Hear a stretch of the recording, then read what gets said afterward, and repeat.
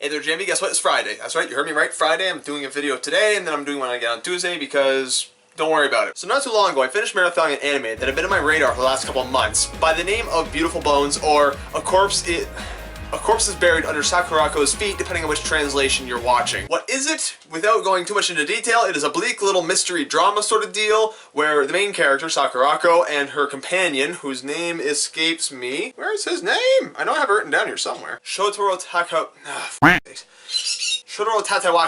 I think. I said that right.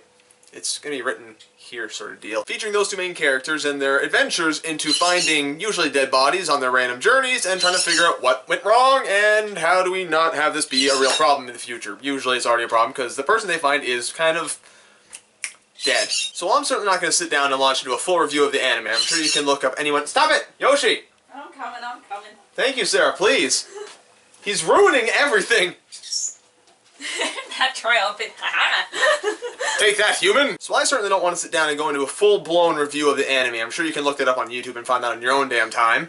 I want to actually go into depth about the main character, Sakurako, and what makes her such a fascinatingly interesting character to watch and to try to explore, and sort of things that you can learn if you're trying to come up with your own characters for either writing reasons or storytelling reasons, roleplay adventure reasons, because these are all valid reasons to look into interesting characters and go from there. And of course, we need to have the big spoiler alert flag thing going on. I don't know what I'm going to do with it yet, but I'm going to do something over here. It's a little spoilers thing, because if you don't say spoiler warnings at the beginning of a video, people lose their freaking minds. I don't get it. I think people should just, calm the hell down, but that's just me. So let's start from the beginning here. In the first episode, we meet the two main characters, Sakurako and Shotaro. I really have no delusion of saying that correctly. I'm probably going to butcher it the whole way through this thing, but that's just how I do. As they go off searching for animal bones. Now, to clarify, Sakurako is an osteologist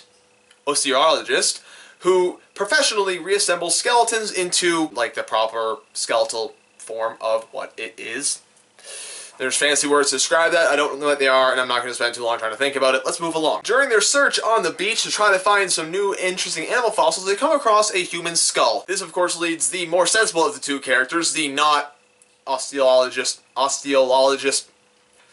It's a really weird word to say. I bet it's Latin or Greek. Freaking Latin or Greek. To call the police and say, yo, we found a skeleton, skull, head thing in the ground. You should probably, deal with this. And from that point forward, these two seem to end up in the middle of crime investigations, or crimes to be sort of thing, where they must investigate what they have at their disposal, usually human remains, some more fresh than others, and try to figure out what went wrong, how can we solve the crime, and where we go from there. Plot notwithstanding, when you first meet the character, she is socially inept, I think is the most polite way of saying that. Doesn't care about what anyone thinks of her, or any of that good stuff. She has a almost, I'm going to say, obsession with bones and skeletons, which one could almost take as a macabre fascination with death and dying, considering she lives in this gorgeous old mansion filled with her put-together skeletons of various different creatures. And Merlin! You heard Merlin. Morale! As episodes go along, we start seeing past the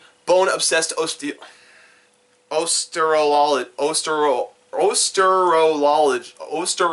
bone reassembly person, and start digging into the character within. Kind of like a Cadbury Easter creme egg. Once you get past the shell, you find the gooey, somewhat broken, and a little bit disgusting innards that makes up the character and what makes her so fascinating to look into. This is done through not only flashbacks, where we actually kind of spell out why things are the way they are, but also just with the way the character behaves and interacts with certain situations. Let me go into a slightly more detail about why I find this character fascinating. We all know the sociopathic, eccentric genius trope in these mystery films and series has been kind of played to death. And here we have a character who is perceivably sociopathic without actually literally being sociopathic tendencies. Not actually the mental disability, which I had to look up to find out what the actual criteria for that is, and that's how I know she's not actually a sociopath, because she doesn't actually meet the criteria. Sociopathy is an incredibly complex mental disorder that, while it gets brought up a lot as, well, this character obviously doesn't have friends, but, they have that one special someone who...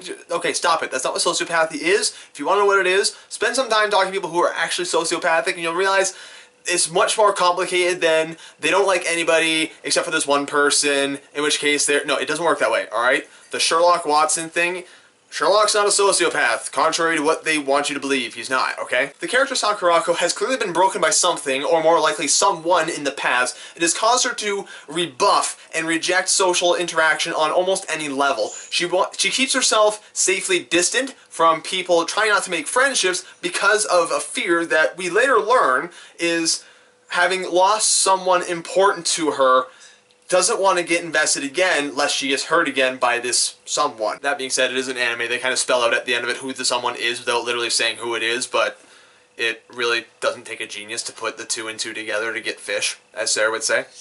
That is her joke. The character we are led to believe is the reason why Sakurako is so horribly broken on the inside and so distant from people in general is by the work of this one Hanabusa, this butterfly artist, this very dangerous, manipulative artist that causes people to either inflict grievous harm or even death upon themselves or those closest to them without him getting his hands dirty. And that's a really cool villain, alright? I can't get enough of those villains that use their wit and their brilliance and their charm and charisma to reach these awful ends. As well, she actually does care a great deal about the select few people she lets into her life. First of all, she is a mid to late 20-year-old woman who has a fiance, and for anime this is typically very strange. I don't see a lot of anime on the market that have characters over the age of 16 for reasons. As well, she has her grandmother, I believe it's her grandmother, she calls her Gran anyway, the housekeeper, as well as the main character Shotaro. And while she doesn't express it outwardly, or for the most part inwardly either, she does care a great deal about these characters from the small moments you see of her compassion coming through. She's an incredibly complex character with a degree of depth that we don't see in a lot of television novels. I find sometimes hit or miss with these deep and broken characters on the inside without it getting a little bit too cheesy. We also presume that she only cares about death, and this is actually proven to be the contrary. Death is something that actually hurts her on an emotional level and scares her to no small end. She has a fascination with the skeletons of creatures and even the skeletons and bones of people. She violently fights against death. I mean, violently, she at least fights against death as much as she can. She comes across a baby in a cellar, I believe it is, and instead of just saying, well, this baby's mostly dead because he's comatose, she does everything she can to resuscitate it to life. As well, during the second final episode, she pushes away the main character for fear of what might happen to him if she gets too involved in this Hanabusa character and what that could lead probably to his death, considering he is shanked by, I think it's a chisel or something like that. I don't know, it's some sort of art device. I mean, it's got a point on it, makes a wonderful shiv. You even see her soft side when she is actually lamenting the story about her 2 deceased cats that she had when she was much younger, at least a decade ago. The way she expresses this grief without, like, bawling her eyes out, it's a very controlled grief, but even all these years later, you can see it in her character, and you can see it in her behavior, and the batter's gonna die soon. But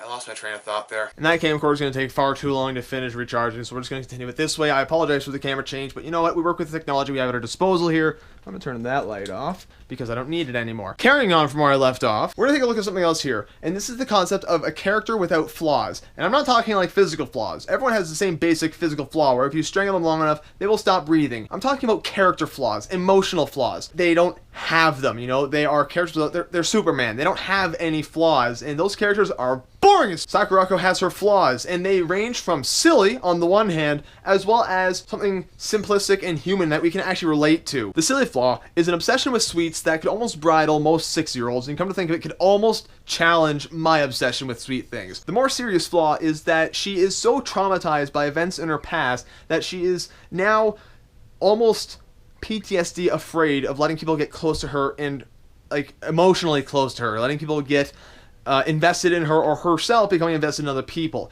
And that's something that we can all relate to. I'm sure that in one instance or another, someone has harmed yourself, the viewer, I'm talking to you guys specifically here, that you have not wanted to trust people again to do anything ever again, or you can't let yourself to believe in people, you can't, it can really go any sort of way. This is shown through character moments, interactions, and choices. That is my brief tangential ramble on why this anime is good, but why the main character, is great. Hopefully you guys can take something out of it. And as always, if you like this video, be sure to leave a big old thumbs up. If you didn't like it, leave a big old thumbs down. Be sure to check on Tuesdays when I upload and Fridays is when Sarah uploads. And Sundays, we have gaming, so be sure to check in on this Sunday because we're doing another Minecraft video. Until the next video, TTFN, ta-ta for now.